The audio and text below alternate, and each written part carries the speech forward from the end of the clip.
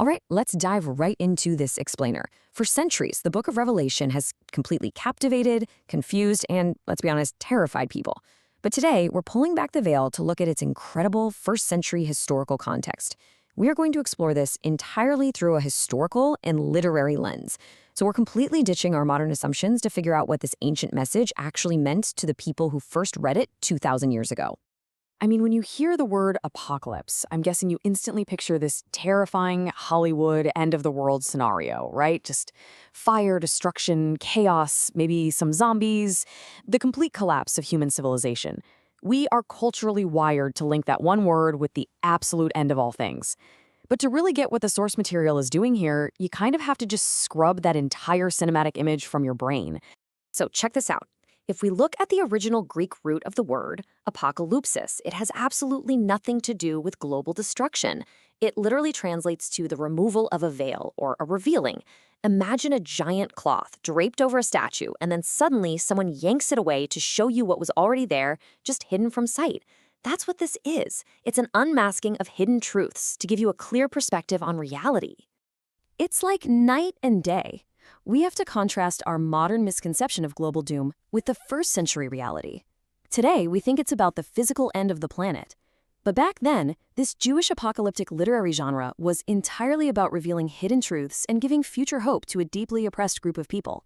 It wasn't written to terrify them, it was actually meant to encourage them. It was designed to show that, despite all their current suffering, a better reality was secretly unfolding. Okay, so the timing here is absolutely crucial. Scholars heavily lean toward dating the writing of this text to the early 90s AD, and that date is everything. Why? Because it places the author and the original audience directly in the agonizing aftermath of one of the most catastrophic events in ancient history, the horrific Roman destruction of the Second Temple in Jerusalem. So this places our author at the tail end of a very long timeline of national trauma. Way back in 586 BCE, the Babylonians destroyed the First Temple and exiled everyone. Fast forward a few centuries, and the Roman legions ruthlessly destroy the Second Temple in 70 CE, completely crushing any hope for national liberty. So by the time we hit the 90s AD, the surviving people are living in the direct shadow of this immense devastation. Talk about history violently repeating itself. Put yourself in their shoes for a second. Imagine your city is literally burned to the ground. Your holy sanctuary is gone, and your people are enslaved and scattered across an empire. You'd naturally be asking some pretty dark existential questions, wouldn't you? The survivors were agonizing. Has the God of our fathers just totally abandoned us? Did we break the covenant beyond repair? Is this really the end? I mean, these are raw, hopeless questions, and this text was actively trying to answer them. But here's the catch. How do you safely answer those questions and spread hope when you're living under the brutal surveillance of the Roman Empire? You can't just publish an open letter saying Rome is going to fall. That's high treason, and you'd be crucified for it. So the author utilized a brilliant, subversive, coded message to bypass strict Roman laws. It was actually a known rabbinic method of the day, hiding your true meaning in plain sight. So let's look at how this code literally worked. To a Roman guard reading over someone's shoulder, the text just sounded like weird religious gibberish, the ramblings of a conquered people. But to the Jewish audience, it was incredibly clear. Referencing the king of Babylon was a safe code for talking about the emperor of Rome. The beast, that's Roman tyranny, and the servants of God were the enslaved followers scattered everywhere. It was a literal underground communication network of hope. And we know exactly who this coded message was meant for: the bondservants of the true King Yeshua. This apocalypse wasn't written for the powerful, and it certainly wasn't written for the oppressors. It was targeted specifically at those everyday followers who were struggling day in and day out to maintain their faith and their identity while living as subjects and slaves all over the Roman world. This required a massive identity shift for them. Even though they were enslaved and totally scattered by Rome, they were called to act as a resilient, holy kingdom of priests. The author is basically telling them, hey, even in chains, you have a purpose. They weren't supposed to see themselves as mere victims, but as active servants of a higher heavenly reality.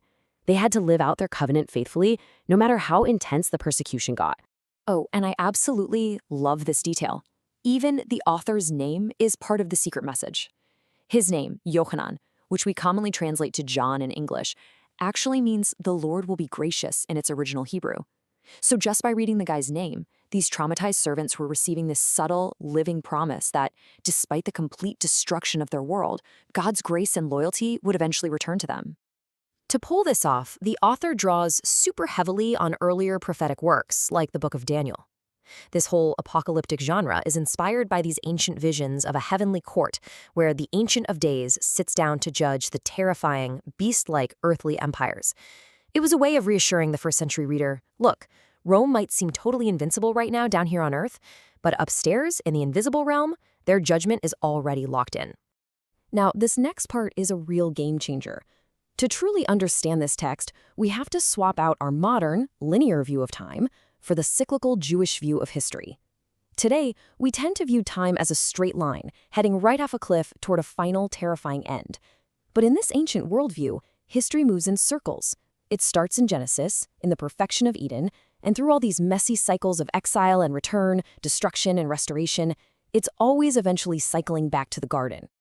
You can actually see this cycle baked right into the structure of the text itself. It follows this distinct pattern: a royal introduction, warnings, indictments, then the destruction, but it always culminates in restoration. And then, repeat.